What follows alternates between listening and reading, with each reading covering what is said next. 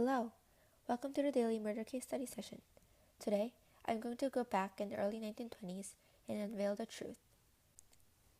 Throughout history, political biases and prejudice impacted significantly in electoral outcomes or extreme historical events. For instance, murder was considered to be one of the cases or a caveat to a society. Back in the early 20th century, a tragic murder occurred in Massachusetts. 2 men were robbed and killed on their way to deliver the payroll to the shoe company. In this consequence, the police investigated many people according to few eyewitnesses. Ultimately, Sacco and Vanzetti were suspected to be the criminals and got sentenced to death after their years of continuous trial and research. Although the judge's decisions were implemented, it remained to be controversial and problematic by the means of justice. Justice is the process or result of using laws to fairly judge and punish crimes and criminals. It is significant in judging humanity, especially in jurisdiction. However, the Sacco and Vanzetti case became well known to be disregarded among the justified cause. The main reason for the police to arrest Sacco and Vanzetti was their armament and, on a vague charge, consciousness of guilt.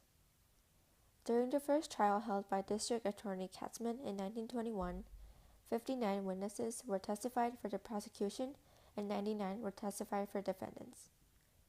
The eyewitnesses had different and inconsistent stories, suggesting an inaccurate evidence for a conviction of both Sacco and Vanzetti. Besides, Sacco and Vanzetti claimed to be innocent and insisted that they had just happened to pass by the site to meet their friends. There were also suspicions that Sacco's hat, which the prosecution suggested as an evidence, was not the right size for Sacco and that the gun was also fabricated. As the trials continued, Sacco and Vanzetti both persistently defended their anarchist beliefs while denying their charges. While Sacco and Vanzetti would have been acquitted if the trial had been fair, Judge Webster Thayer explicitly appealed to jurors for patriotism and ideology that had nothing to do with the case. Thayer viewed anarchism as a threat to American institutions and supported the suppression of radical speech. His ideologies directed towards the jury, making him to emphasize the rights and duty of an American citizens against anarchism. On the other hand, defense attorney Frederick Moore questioned the credibility of the eyewitness testimony that had identified Sacco and Vanzetti as the gunmen. His call for an attention to contradictions in the prosecution's testimony sparked during the trial. However, although Moore implored the jury to only use absolute facts when reaching the verdict, the jury foreman announced the verdict to be guilty.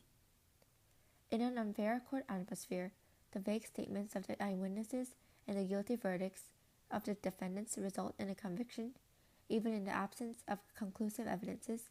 The alibi and the proof of innocence were not accepted. Meanwhile, a prisoner named Celestino Madelios said that the real murderer of the Sacco and Vanzetti case was one of the Jumorelli gang in the Rhode Island. However, Judge Thayer refused to have a trial and instead sped up the process of executing Sacco and Vanzetti. As the death penalty came to an end, protests against the death penalty took place around the world. In Genoa, Switzerland, shops selling American goods were attacked, and in South Africa, the Stars and Stripes. On April 29, 1927, the Supreme Court sentenced Sacco and Vanzetti to death, and on the following year, they finished their lives on the electric chair. 50 years later, in the 1970s, Governor of Massachusetts, Michael Dukakis, reinstated the identity of Sacco and Vanzetti. In 1971, the tribute to this incident was made for the movie Sacco and Vanzetti in Italy. This case was an epitome which analyzed all the predictable variables such as anger of bereaved families, social awareness, misjudgment of misconduct, and public appeal. It is significant to discuss the just and unjust process of execution and discover the difference from today's trial.